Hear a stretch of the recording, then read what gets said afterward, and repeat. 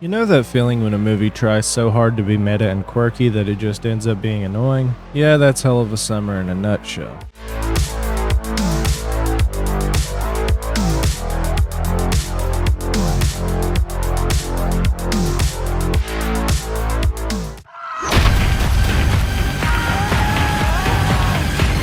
So much blood. Shut. Oh, God, this is bad. That's so much worse than I thought it was gonna be.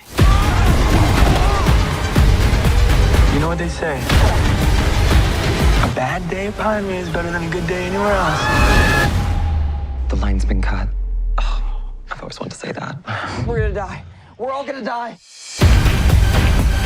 Hey everyone, welcome back to the channel. Hell of a Summer is the new summer camp slasher comedy from Neon, directed by Wolfhard and Bryk, who also co-wrote the script and starred in the film alongside Fred Hetchinger. It had a brief theatrical run earlier this month, but it just hit VOD, so I decided to finally check it out. As someone who grew up on slashers and still loves them to this day, especially ones with a comedic edge, I was genuinely curious about how this one would stack up. It was marketed as a Gen Z riff on the classic summer camp slasher, and I'm always open to new takes on familiar formulas, but unfortunately, despite the promise, this one ended up being a pretty frustrating experience. Before we get into the breakdown, don't forget to like and subscribe if you're into horror reviews, especially the offbeat or under the radar stuff. And if you want to go a step further in supporting the channel, check out my Patreon. You can join for just $1 a month to help me keep the lights on, or $5 a month if you want to request a specific movie for me to review. All the links are down below. Alright, let's get into Hell of a Summer. The story centers around a group of camp counselors returning to a summer camp that's just reopened for the season. They're getting things ready before the kids show up, and of course, as tradition demands, a mass killer starts picking them off one by one. It's your classic slasher setup, young, attractive people isolated in the woods with a killer on the loose. But where movies like Friday the 13th leaned into the tension and atmosphere, Hell of a Summer leans almost entirely into jokes, pop culture references, and ironic detachment. Let's start with the one thing I actually thought worked, the killer's design. It's not iconic or anything that's going to end up on horror merch in 5 years, but it has a simple, effective look. The costume has that DIY Halloween store quality that can actually be charming when done right. It reminded me a little of what Scream did back in the day, not in terms of impact, but in terms of tone. It looks cheap, but purposefully so, and it fits the vibe they're going for. It's one of the only things that felt like it belonged in a slasher film, but even this one bright spot doesn't carry the movie far. Now, one of the biggest issues with Hell of a Summer is the comedy. This movie is trying so hard to be funny, but never really finds its rhythm. Every character is trying to out-weird or out-sarcasm the others, and the end result feels like a Twitter thread come to life, but not in a good way. I maybe chuckled once or twice, but honestly I couldn't even tell you what the jokes were. They didn't stick with me at all, and if your horror comedy movie is 90% comedy, that's a big problem. It felt like the characters were less interested in surviving and more interested in crafting their next viral one-liner, and when none of those land, you're just left with noise. Then we've got the horror, or really the lack of it. For a movie rated R and billing itself as a slasher, Hell of a Summer is weirdly bloodless. Most of the kills cut away before anything happens, and we're left with cheap blood splatter gags or quick aftermath shots. I think there are maybe 2 kills that we actually see happen on screen, and neither of them are anything to write home about. There's no tension, no suspense, and worst of all, barely any danger.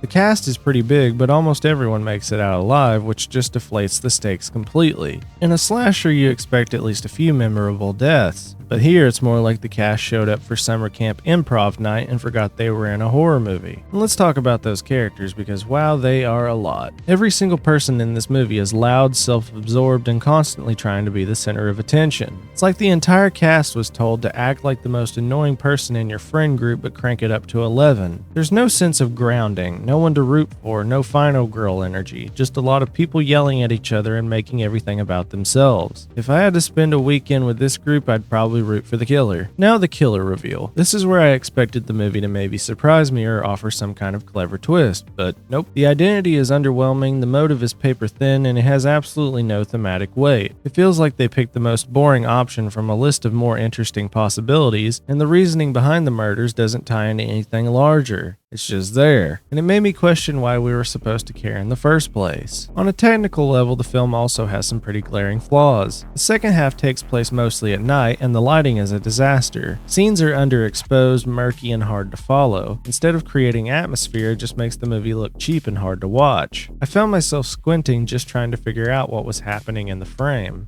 At the end of the day, Hell of a Summer feels like it's trying to be the cool, ironic kid at the slasher party, but it doesn't bring anything new or entertaining to the table.